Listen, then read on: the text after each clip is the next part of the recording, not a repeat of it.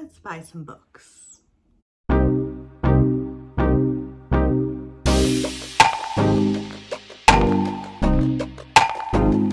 We are creeping closer to 15,000 subscribers on this channel. And I am doing a $150 Amazon gift card giveaway. All you have to do to enter is be a subscriber, leave a comment on this video, and like this video. Stick around until the end of this video and I'm going to get into more detail about the giveaway itself and how you can win. Hi everyone, it is April and today I'm going to be buying some books, probably just one book, but I usually have done this video where I go on Indigo and see what is new in the world and lovely land of publishing, but today I am going to go on my Amazon wish list and buy something from my Amazon wish list. These are like my high priority books that I want to read badly. First of all, The Elementals by Michael McDowell. He was like a huge horror influence for years and years and years. And I think this is his most popular book, if I'm not mistaken. Oh, there's not really much information about it. Let's see. Oh yes, after a bizarre and disturbing incident at the funeral of the matriarch Marianne Savage, these families look forward to a restful and relaxing summer where 3 Victorian houses loom over the shimmering beach. 2 of the houses are habitable and where they live, I think, but the last one is mysteriously being buried beneath a dune of blinding white sand.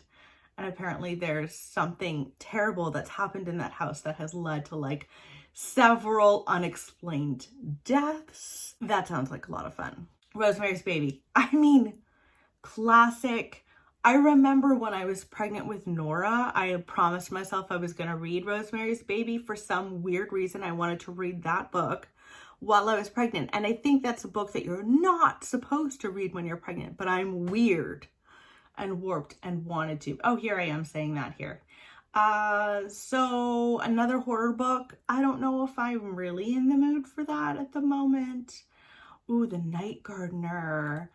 Oh, I really enjoy Jonathan Auxier. I read Sweep by him. This is middle grade and I really enjoyed it. So The Night Gardener follows 2 abandoned Irish siblings who travel to work as servants at a creepy, crumbling English manor house. Whenever there's an old house that's a bit creepy, I'm intrigued, but the house and its inhabitants are not quite what they seem. The children are confronted by a mysterious stranger and an ancient curse that threatens their lives. Well, that sounds a bit darker than Sweep, but yeah, I would love, that would be a really good one. We Sold Our Souls. That is extremely expensive. $45? That's crazy. But We Sold Our Souls is by Grady Hendrix. And you guys know how much I loved the Southern Book Club's Guide to Slaying Vampires. It was wonderful. And so I would really love to read that.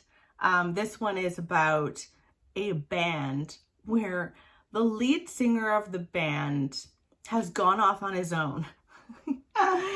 He's gone off on his own. And unfortunately, he's risen to fame by selling souls, but not his own soul. He sold his past bandmates' souls to the devil, and they're like getting revenge or something. It just sounds like so much fun. But $45 seems pretty steep. That seems weird. Reason She Goes to the Woods. This is a Leanne book. I have several books on here that are completely influenced by Leanne from Literary Diversion. She's wonderful. And this was basically a creepy child story. And as it goes on, apparently you get more and more disturbed by her. Like you start out thinking, oh, well, maybe she's not that bad. And then you're like, ooh, that'd be fun. Lots of like scary books on here, hey? The Confession by Jessie Burton. There's something about this story that sounds wonderful. Oh, there's no information about it here. Well, that's bizarre. It's a mystery looking back at history.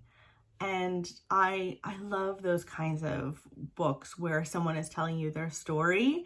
And I think that's basically what this is about. Okay, so here we go. We've got lots of Lars Kepler. So you guys know that I'm trying to read this series by Lars Kepler. These are, I think, 5, 6, and 7 here. So there's that. After the Silence, I've heard mixed things about. I've never read a Louise O'Neill, but Jen Campbell really enjoyed it. After the Silence is about, it's like a closed room mystery, locked room mystery where people are dying and you know that the killer is in the town. It sounds really good. So I could read that. Naomi's Room. Here's another incredibly dark story. This is about a father, I think, who loses his daughter. His daughter dies, sadly, and suddenly he's being haunted. So it's meant to be quite sad, but also terrifying. So that sounds like fun. A lot of people say that's a really, really terrifying book. Okay, so here's another Leanne influenced book, The Family Plot. This is a ghost story, I think, and she really liked it. But look, like, see all buying options. Why can't I just get it new on Amazon? Weird. Anyway, Human Remains. This is a Simon influenced addition to my wish list. This is about a police analyst who's shocked to discover her neighbor's decomposing body in the house next door. And she wonders, like, why no one's like stumbled upon this body before, and didn't notice that this woman was missing. And she starts to investigate, and that sounds like fun. And I love Simon. Oh man. Okay, the next two are totally influenced by Jordaline from Jordaline Reads. The Good House is a haunted house story. They're both haunted house stories, apparently, that are terrifying, that terrified Jordaline. So I'd love to read both of those. Horror Store, I love Grady Hendrix. This was this his first book? It might have been, but it's basically like an IKEA catalog. So I really want to read this in physical form above all else. The Invisible Life of Addie LaRue. I feel like this is totally influenced by BookTube. Everyone was reading this book, and this was on so many people's best books of 2020. And so I would love to read this. This is about Addie LaRue, who made some sort of deal with, I don't know if it was the devil or who, but basically she assigned away her life, that she would live forever, but that no one would remember her after meeting her. And it's about her life, and that sounds very sad. Oh no. Oh yeah, The Cutout Girl, a story of war, family lost and found. This is a World War II nonfiction book about this man. When he was a child, he was right in the midst of World War II, and his family took in a girl. So a young Jewish girl in Holland, during World War II, came to stay and hide from the Nazis at his grandparents' home. And they became friends, they became very close. And then she left, and he never knew what happened to her. And this is about finding out what happened to her. That sounds incredible. Okay, and then I've got a lot of like books that are coming out later, like Survive the Night, The Final Girl Support Group. Want to read them both. Still Missing. This was a Jen Campbell book, I think. Let's see. Still Missing. Oh yeah. Alex Selke, going on 7, kissed his mother goodbye and set out for school. A mere 2 blocks away, he never made it. Desperate to find him, his mother begins a vigil that lasts for days, then weeks, then months. That's so sad. She is treated first as a tragic figure, then as a grief-crazed hysteric? Excuse me? Then as a reminder of the bad fortune that can befall us all. Against all hope, despite false leads and the desertions of her friends and allies, she believes with all her heart that somehow, somewhere, Alex will be found alive. Oh, that sounds so sad and wonderful. Interesting. Okay, so I could read that. They were sisters. So Dorothy Whipple was apparently a really, really big author not so long ago. And this particular publishing house brings back old books, old classic books, particularly of women. So this is Persephone books. And they were sisters. I think it was Alice over at the Book Castle that suggested this one. And it's about, I think, 3 or 4 sisters that go off in various lives, have marriages and stuff that are quite different from one another. And it's about their sisterly relationships. And it just sounds lovely. Oh, this is the last one. The Last House on Needless Street. But this is a pre-order. It's only coming out September 28th. So The Last House on Needless Street is a horror book, like horror thriller.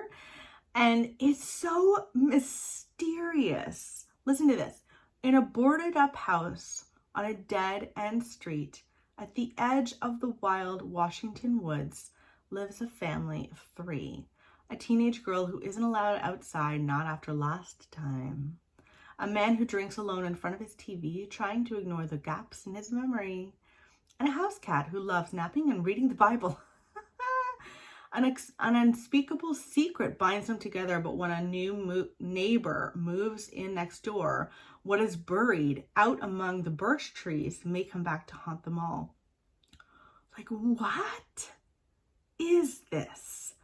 And this is compared to Gone Girl and The Haunting of Hill House. How is that possible? I think I watched Grace over at DK Reads reading this because it came out in England already. Oh my gosh. I wonder if it's on Book Depository. Abandon everything. Let's see. Is this on Book Depository? Could I? Okay, let's see. The Last House on Needless Street. Oh my gosh. Look, it's here. Oh, this is so exciting. And to be honest, like, look at this cover. Let's be honest. Okay, look at this cover. I think this is really nice. And then look at this cover. What this is, I don't know what they were thinking. The American cover was thinking. I don't like this at all. I much prefer this. Oh my gosh, Stephen King says, I haven't read anything this exciting since Gone Girl. 100% I'm going to buy this. Ooh, okay. This is what I'm buying. I'm buying this. I'm going to read it before many Americans. Let me know in the comments below, what would you have chosen? I'd love to know. Do you also on your Amazon wish list like have priorities of stuff? It helps in these cases, I would say. I hope that you guys are doing really, really well. And I'll chat with you soon. Bye. All right, with 15,000 subscribers just around the corner, this is your chance to win a $150 Amazon gift card. It's in Canadian because I am Canadian. And I hope that one of you will be able to buy all sorts of lovely books from your wish list with it. Now, in order to win, you need to first be subscribed to this channel, like this video, and also leave a comment in the comments below. After we hit 15,000 subscribers, I am going to pick a random video, randomize the comments, and pick a winner. So the more videos you watch, the more comments you leave, the more chances that you are going to have to win. Good luck to all of my bookish friends out there.